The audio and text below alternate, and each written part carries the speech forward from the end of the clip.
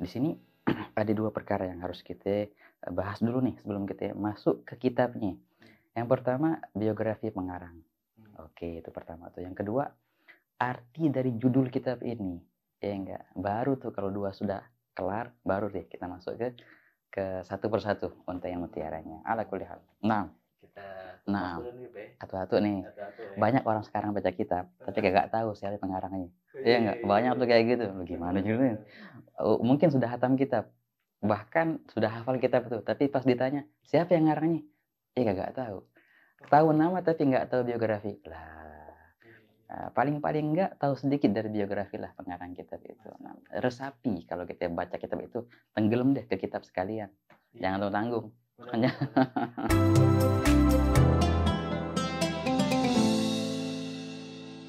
Al-Imam Al-Haddad, kalau di kalangan kita, kalangan baik pun kalangan Betawinya atau kalangan orang Mandinya, di Indonesia sudah nggak asing lagi, Rotib, ya enggak? Rotib Al-Haddad, Oh ya iya. enggak? Kan Rotib Al-Haddad di mana-mana dibaca tuh. Bahkan cuma di Indonesia aja, di India, di South Africa, di mana-mana dibaca. Jadi kalimat Al-Haddad itu sudah nggak asing di kalangan apa namanya mayoritas apa namanya ini masyarakat kita. Al-Imam Al-Haddad, namanya Al-Habib Abdullah, ya. Abdullah bin Alwi bin Muhammad Al-Haddad. Beliau ini orang Tarim asli, ya. Orang Tarim asli, dilahirkan di kota Tarim tahun 1044 Hijriyah. Nah, kayak antum bilang tadi betul. Memang subhanallah, apa namanya? Asyaddun nasi bala'an al-anbiya, tsummal amsal fal amsal. Nabi SAW bersabda, eh, yang paling dahsyat dikasih bala adalah para nabi-nabi. Nah, itu dia tuh. Kenapa? Makin tinggi derajatnya, makin besar balanya. Dan terus seperti itu. Sumal amsal kemudian gitu, makin orang dekat dengan derajat anbiya, makin besar cobaan yang Allah Ta'ala berikan kepadanya. Gitu. Kita lihat Imam Haddad contohnya. Apa namanya? Cerita beliau diambil matanya. Artinya Allah Ta'ala ambil penglihatan zahirnya ya. Penglihatan zahirnya. Tapi kalau penglihatan batinnya, oh, terang benderang. Kalah mata. Nah, basirah kalau bahasa Arabnya. Kalau penglihatan zahir namanya apa? Basar. Kalau penglihatan batin namanya basirah. Walaupun Allah Ta'ala ambil basarnya, tapi Allah Ta'ala gantikan dengan basirah yang sangat tajam. Beliau kehilangan basar itu umurnya 4 tahun, Bang Dini. 4 tahun. Jadi bukannya lahir sudah nggak punya mata, enggak. Sempat beliau melihat. Dari kecil, ujian yang Allah Ta'ala berikan kepada Imam Haddad ini luar biasa. Ibunya pernah nyeritain. Ibunya namanya Hubabah Salma Al-Habsyi. Katanya, waktu anaknya itu apa namanya, kalau bahasa itu dibedong. Ya, bayi itu gitu tuh, dibungkus. Dibedong kan namanya. Dibedong yang Haddad tuh pas kecilnya. Nangis. Nangis. Kenapa? Apa lapar? Disusuin tetap nangis. Itu bukan sejam 2 jam, berhari-hari. Kenapa? Akhirnya pas suatu hari pas ibunya buka bedongannya itu, tahu-tahu nemu ini scorpion. Oh, apa namanya? Kalajengking.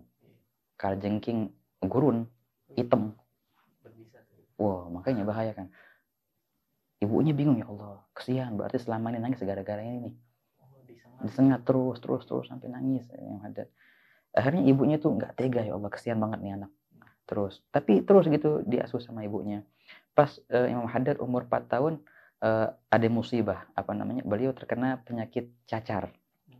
Nah, kalau orang penyakit cacar tuh nggak boleh deket-deket sama minyak-minyakan.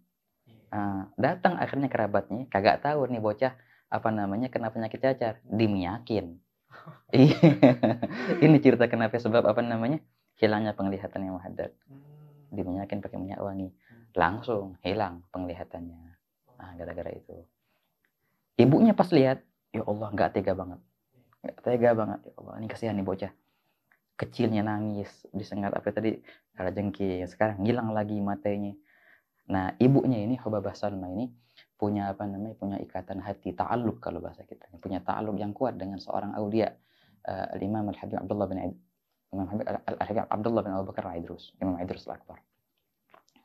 Akhirnya dibawa ini yang Haddad pas kecilnya ke magamnya Imam Idrus. Imam Idrus. Apa namanya? Dibilang ibunya bertawasul dengan seorang wali yang Masya Allah itu Imam Idrus Al-Akbar. Katanya, ya Imam, kalau seandainya ini anak bakal manfaat pas dia gede, udah biarkan dia hidup. Tapi kalau seandainya dia nggak manfaat, sedih meninggal aja deh. Kesian kalau gini terus. Begitu. Saking ibunya kayak gitu, nggak tega lihat anaknya, ya Allah kayak gini terus.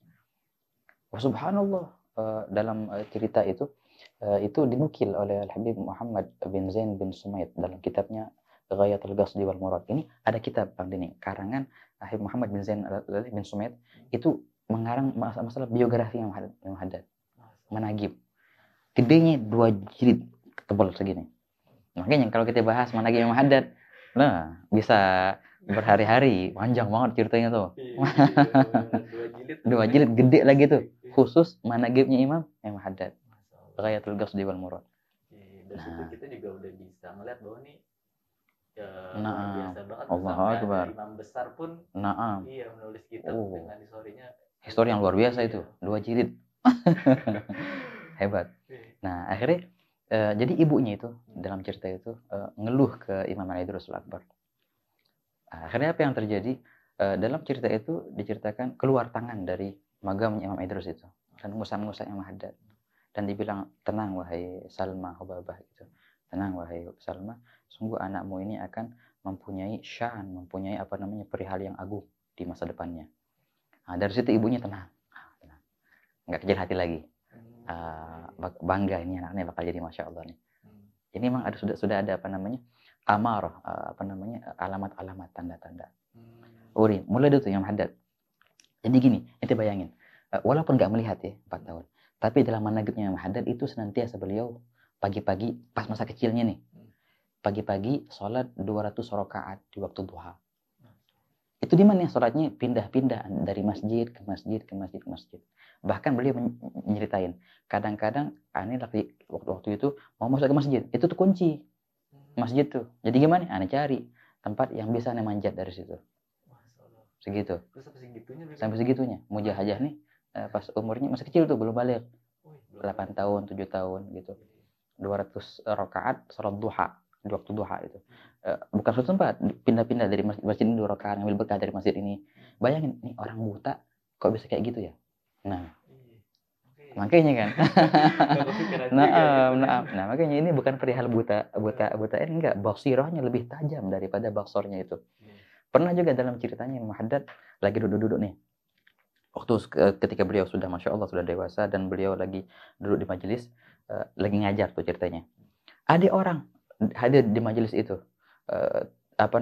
terlintas di hatinya, ini kok orang bisa alim kayak gini ya, padahal buta. Gimana cara belajarnya? Tamam, dibilang gitu di hati tuh ceritanya. Imam Haddad lagi ngasih syarah nih ceritanya. Tamam. Nah kalau di sono, kalau di Hadramaut sono, kalau di majelis taklim itu dibagiin kopi biasanya, ini kayak syahid. Kan syahid gitu nih. Kalau di sono enggak kopi. Tapi bukan kopi yang hitam tuh kagak, kopinya agak agak khafif. Baik. Pas apa itu kalau bahasa gitu ya namanya, terlintas di hati itu, hati tuh orang tuh, langsung Imam Haddad negor dia. Fulan, katanya. Ente di situ, hati-hati. Ada laler di kopi ente. Pas dilihat, iya benar, ada laler di kopinya. Padahal cuma lintasan hati, ngeri kok bisa alim gini padahal dia buta. Ditegur. Bukan perihal buta nggak buta, lain ini basirah namanya, di sini ada basirahnya. Nah, jadi Allah yang bantu gitu. Betul banget. Pernah teringat juga gitu kalau Allah sudah mencintai suatu hambanya, maka dia akan menjadi pendengarannya. Naam, sahih. Betul. Hadits qudsi rawahul Bukhari Muslim muttafaq alaih. Ya enggak? Fa idza ahbabtuhu kuntu sam'ahu alladhi yasma'u bih wa basarahu alladhi yubsiru bih. Kalau seandainya aku sudah mencintainya, maka aku akan mewakilinya dalam pendengarannya. Gitu, aku akan mewakilinya dalam penglihatannya. Nah, makanya itu perihal karamatul auliya begitu tuh. Jadi udah Allah yang turun tangan. Betul. Nah, Allahu Akbar. Nah itu tuh masa kecilnya kan yang hadir kan, dan terus beliau belajar Masya Allah dari ulama-ulama tarim dan juga dari ulama haramain. Di antaranya gurunya yang ma'ruf Al-Imam Al-Habib Umar bin Abdurrahman Al-Attas, pengarang Rotib Al-Attas, guru beliau. Walaupun pertemuan antara beliau dan gurunya ini enggak banyak, bisa dihitung dengan jari kata ulamanya, tapi pas ketemu itu Masya Allah banget. Gurunya pun menghormati Imam Haddad ini dan tahu siapa ini Imam Haddad. Umar bin Abdurrahman Al-Attas, itu dalam ceritanya ketika Imam Haddad bertemu Umar Al-Attas di Huraidah kan. Akhirnya gurunya itu minta doa ke Imam Haddad, ke muridnya. Ya, bilang Imam Haddad minta untuk dipakein imamah sama gurunya gitu. Gurunya bilang, nggak mau, aneh nggak mau pakein imamah kecuali inti dulu pakein imamah inti ke aneh. Oh gitu. Udah saling ini deh, saling apa namanya gitu, bahasa gitu ya. Ya tolak-tolakan gitu, enggak inti dulu gitu. Kalau akhirnya gimana, ya sudah, perintah dari gurunya ini, akhirnya mulai Imam Haddad mengimamahin gurunya dulu. Baru Umar bin Al-Attas mengimamahin Imam Haddad. La ilaha illallah. Hadza ajib. Habis itu ditanya, setelah mereka berpisah, ditanyalah Umar bin Abdurrahman Al-Attas ini, bagaimana engkau mendapatkan Imam Haddad dalam pertemuan tadi? Beliau berkata, Tarim Turabbi, inilah didikannya kota Tarim. Ditanya juga Imam Haddad, bagaimana engkau mendapatkan gurumu ini, Umar bin Abdurrahman Al-Attas? Beliau berkata, wajadtuhu galab warab. Aku mendapatkannya, yang ada hanya hatinya sama Allah. Nggak ada lain lagi itu di situ. Yang ada hatinya sama Allah tadi. Wah gitu. Benar-benar nih. Allahu Akbar. Benar-benar ini banget ya. Oh iya. Nah, ada asas kullu syai. Nah, itu kan ini kalau kita bahas panjang ya kalau masalah manhaj Imam Haddad ini. Dari waktu beliau menuntut ilmu, beliau mulai berdakwah. Antum mungkin sering dengar Imam Haddad ini dijuluki dengan apa? Qutbul Irsyad. Qutbul Irsyad, Qutbul dakwah. Kenapa kok dijulukin kayak gitu?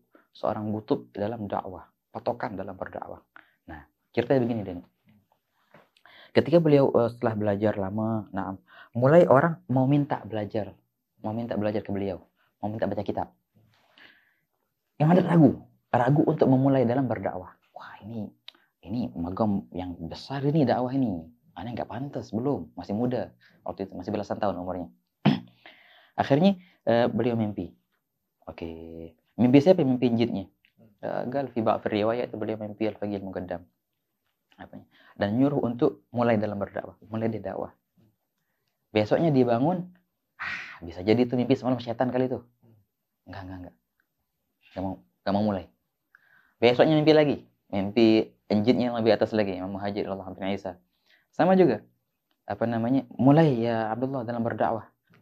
Besok dia bangun, kagak, ini bisa jadi syaitan nyamar kan, bisa kan? Syaitan nyamar kayak gitu bisa, gak mau. Dan besoknya terus makin tiap hari makin mimpi banyak, dan dia tiap hari berikutnya dia mimpi jin yang terus di atas nih. Sayyidina Ja'far Shadiq, Sayyidina Muhammad Bagir, sampai Sayyidina Ali bin Abi Thalib. Wah, ini tetap bisa aja syaitan. Sampai akhir cerita mimpi Rasulullah SAW. Nah, katanya sudah, ya Abdullah, mulailah engkau dalam berdakwah. Nah, besoknya jelas kalau sudah mimpi Rasulullah nggak bisa syaitan menyerupai kan. Dari situ beliau mulai dalam langkah berdakwah. Makanya dibilang ya gue lah kalau bisa. Syuh ini Imam Haddad, beliau memulai berdakwah dengan asas yang kuat. Datuk beliau udah mengisyaratkan dakwah masih benar-benar masih ngeri nih. Soalnya ini martabat yang luar biasa ini, serem. Begitu. Berarti orang dakwah itu emang benar harus punya asas itu. Allah Akbar. Mengatakan enggak Allah Taala yang yaqul fil Quran biidnihi. Nabi sallallahu alaihi wasallam mensifatkan Rasulullah itu yang berdai, yang mengajak makhluk kepada Allah Taala biidnihi wa sirajan munira, dengan izinnya. Perihal izin itu penting dalam perihal berdakwah. Bukan cuma ilmu yang luas dan wawasan. Izin itu penting. Izin, entah izin dari gurunya kah, entah izin dari mana. Walaupun emang ada izin umum, tapi juga izin khusus penting untuk masalah dakwah itu. Makanya kayak Imam Haddad, dakwahnya luar biasa. Sampai sekarang kita baca kitabnya. Dan sampai sekarang banyak orang masuk Islam dengan baca kitab Imam Haddad. Banyak banget. Jadi dakwahnya luar biasa. Kenapa? Karena emang asasnya dimulai dengan kuat, asasnya itu. Begitu. Rasulullah baru beliau ya. Nah iya, tapi kalau orang sekarang menunggu kayak gitu ya susah juga. Gurunya ngizinin untuk berdakwah, yaudah mulai dia berdakwah biidznillah. Nah, itu yang Haddad sangat berhati-hati. Akhirnya beliau mulai dalam ceritanya itu beliau mulai mengajar kita Riyadhus Shalihin di masjid namanya Masjid Hujairah. Tadi sampai sekarang ada masjidnya. Mulai itu berdakwah yang Haddad terus. Dan luar biasa Imam Haddad ini dakwahnya ajib, karangan kitabnya luar biasa.